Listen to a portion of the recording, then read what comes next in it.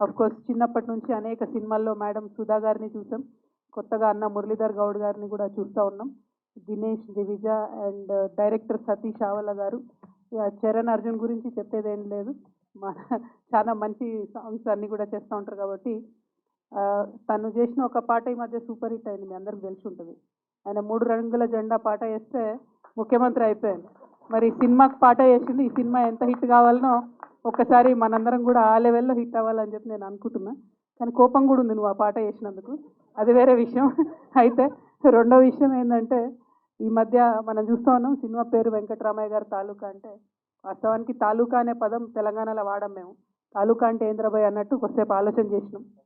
కాకపోతే తెలుగు ప్రజలుగా ఇద్దరం కూడా కలిసి ఉండాలని మనం ఫస్ట్ నుంచి అనుకున్నాం. స్టేట్స్గా కొట్లాడుకున్నా మనము ప్రజలుగా కలిసి ఉండాలని పదే పదే అనుకున్నాం. తెలుగు సినిమా అనేది మనందరినీ కూడా కలిపేటటువంటి ఒక మీడియం, ఒక మాధ్యమంగా ఉండాలి.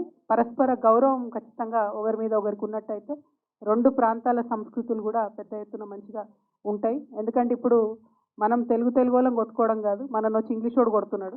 సో వాడు ఎఫెక్ట్ పడకుండా తెలుగు భాషను కాపాడుకుంటూ, తెలుగు ఇండస్ట్రీని కాపాడుకుంటూ ముందుకెళ్ళాలి.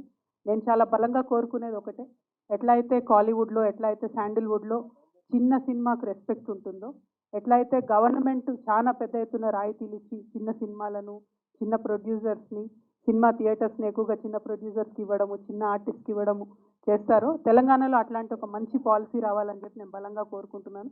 చాలా టాలెంట్ ఉంది, ఆ టాలెంట్ని షోకేస్ చేసే అవకాశం చాలా తక్కువ మందికి వస్తుంది. సరే, ఇప్పుడు ఓటీటీ రావడంతో ఇంకొంచెం లిబరల్ అయింది అనుకున్నాం. కానీ అన్ఫార్చునేట్లీ ఓటీటీ వచ్చి కొన్ని రోజుల తర్వాత ఇప్పుడు ఆ గేమ్ కూడా పెద్దవాళ్ళందరూ కలిసి రిక్ చేశారని చెప్పి తెలుస్తూ ఉంది.